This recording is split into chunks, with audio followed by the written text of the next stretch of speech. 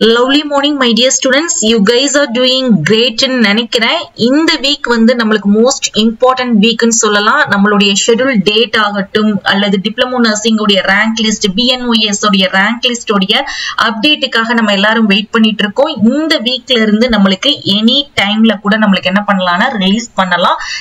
எந்த பேசிஸ்ல என்ன காரணம் அப்படின்னு பாத்தீங்கன்னா TN MBBS BDS உடைய எல்லா அப்டேட்டுமே ரவுண்ட் 1 உடைய எல்லா அப்டேட்டுமே நம்மளுக்கு முடிஞ்சிருச்சு.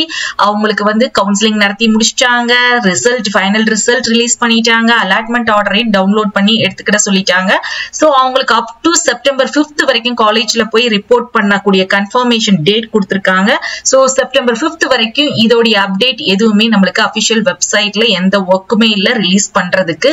ஒன்லி இந்த பாராமெடிக்கல் உடைய டிகிரி கோர்சஸ், நர்சிங் உடைய டிப்ளமோ நர்சிங் உடைய ரேங்க் லிஸ்ட், BNOS உடைய ரேங்க் லிஸ்ட், ஃபார்மா டி உடைய கவுன்சிலிங் ஷெட்யூல் தான் நம்மளுக்கு ரிலீஸ் பண்ணணும். சோ நம்ம அந்த ரிலீஸ் உடைய அப்டேட் வந்து பாத்தீங்கன்னா எனி டைம் இந்த வீக்ல எந்த டேட்லனாலும் எந்த டைம்லனாலும் ரிலீஸ் பண்ணலாம். இன்னைக்கு ரிலீஸ் பண்ணுவாங்களா அப்படின்னு கேட்டீங்கன்னா அதுக்கும் நம்மளுக்கு நிறைய சான்சஸ் இருக்குது.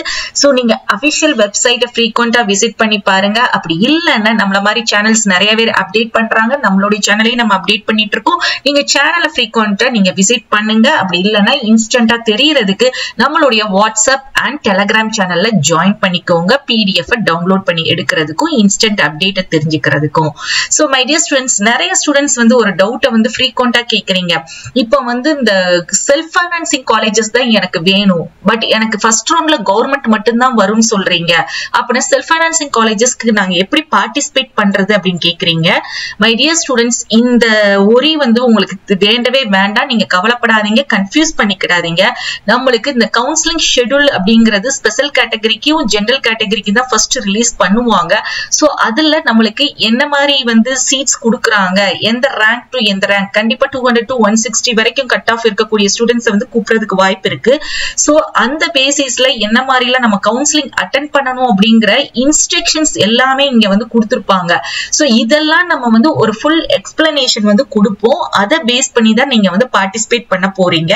அதே மாதிரி சீட் வேகன்சியும் பாத்தீங்கன்னா இந்த ஷெட்யூல் ரிலீஸ் பண்ணதுக்கு அப்புறமா சீட் வேகன்சியும் ஒவ்வொரு ரவுண்டுக்கும் எப்படி ஒவ்வொரு ரவுண்டுக்கும் கவுன்சிலிங் ஷெட்யூல் ரிலீஸ் பண்றாங்களோ அதே மாதிரி ஒவ்வொரு ரவுண்டுக்கும் எவ்வளவு சீட்ஸ் கவர்மெண்ட் சீட்ஸ் இருக்கு, SF சீட்ஸ் இருக்கு அப்படிங்கறதும் நம்மளுக்கு ரிலீஸ் பண்ணுவாங்க. அது ரிலீஸ் பண்ணதுக்கு அப்புறம் தான் நம்ம என்ன பண்ணுவோம்னா கவுன்சிலிங் உடைய லிங்க் கிளிக் பண்ணி நம்ம பார்ட்டிசிபேட் பண்ணுவோம்.